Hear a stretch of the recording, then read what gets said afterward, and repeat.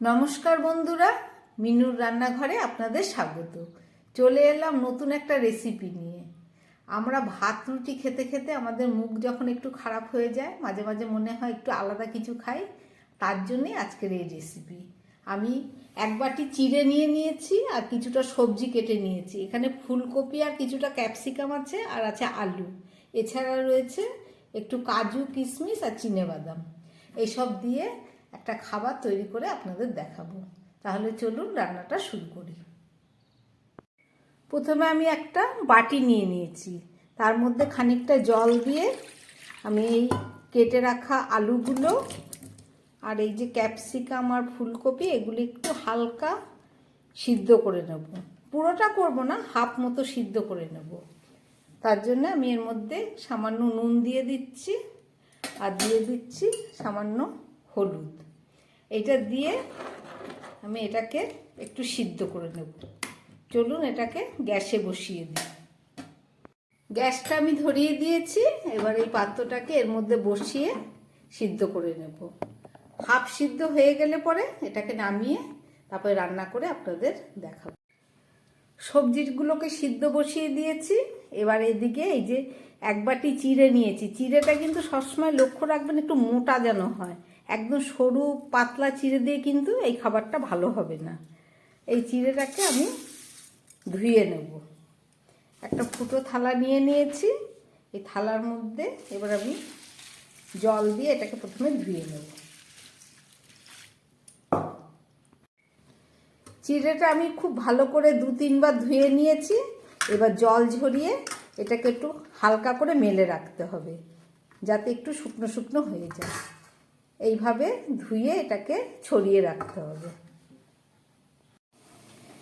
এদিকে ফুলকপি, আলু আর ক্যাপসিকামটাকে সিদ্ধ বসিয়েছিলাম, সেটাও ফুটে উঠেছে। নুন হলুদ দিয়ে সিদ্ধ বসিয়েছিলাম। এবার এটাকে আমি অফ করে দেব। এবার এই সবজিটা জল ঝরিয়ে আমি রান্নাটা শুরু করব। আমি রান্না করার জন্যে একটা কড়া বসিয়ে দিয়েছি। কড়াটা গরম হয়ে গেছে। এবার এর মধ্যে আমি দিয়ে দিচ্ছি কিছুটা সাদা তেল।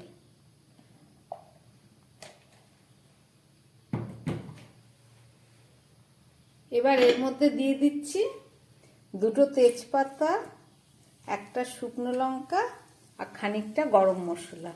এখানে আছে 4-5টা এলাচ, লবঙ্গ আর দারচিনি।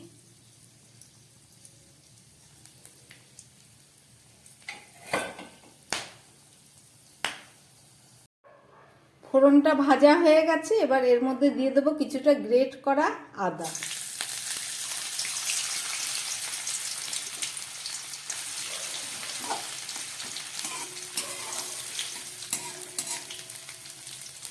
এবার এই তেলের মধ্যে আমি দিয়ে দেব সেই হাফ সিদ্ধ করে রাখা সবজিটা।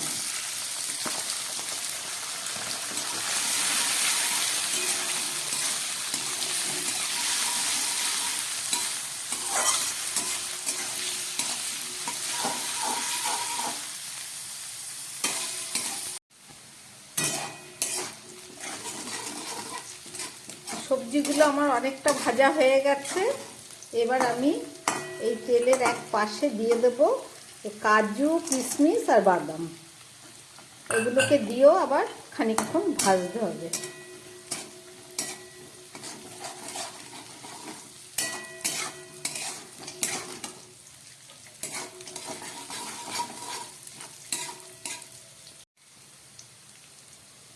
কাজু, কিশমিশ, বাদাম সব ভাজা হয়ে গেছে। এবার আমি দিয়ে দেবো এর মধ্যে হাফ চামচ মতো জিরের গুঁড়ো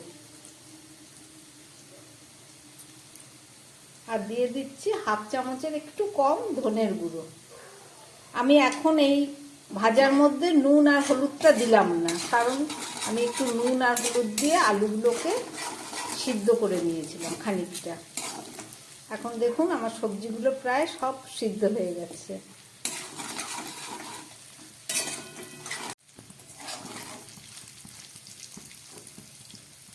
সমস্ত মশলা দিয়ে আমার সবজিগুলো ভাজা হয়ে গেছে। এবার আমি চিড়েটা এর মধ্যে দিয়ে দেব।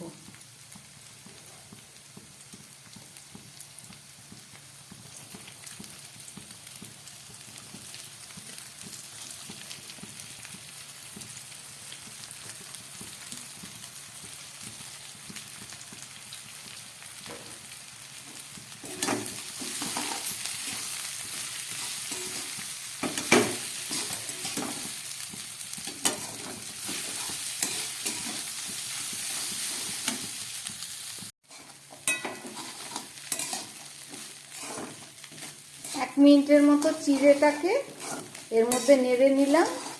এবার আমি এর মধ্যে দিয়ে দিচ্ছি পরিমাণ মতো নুন। আমি চিড়েতে নুন দিইনি, এবার দিলাম। আর দিয়ে দিচ্ছি সামান্য পরিমাণ হলুদ,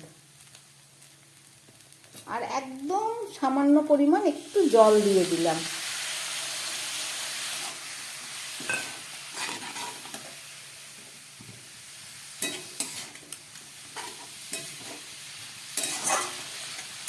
আমার সব কিছু প্রায় দেয়া হয়ে গেছে। এবার দিয়ে দিচ্ছি সামান্য স্বাদের জন্য মিষ্টি, আর দিয়ে দিচ্ছি একটা কাঁচা লঙ্কা।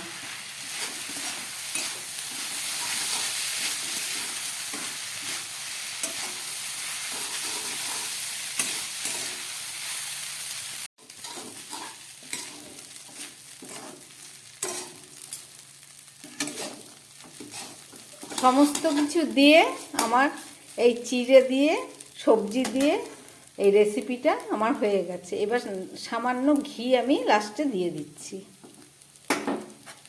এবার আমি গ্যাস বন্ধ করে এটাকে 2 মিনিটের জন্যে ঢাকা দিয়ে দেবো, তারপরে ফেরত এসে আপনাদের দেখাবো। তাহলে চলুন ঢাকাটা দিয়ে দিচ্ছি।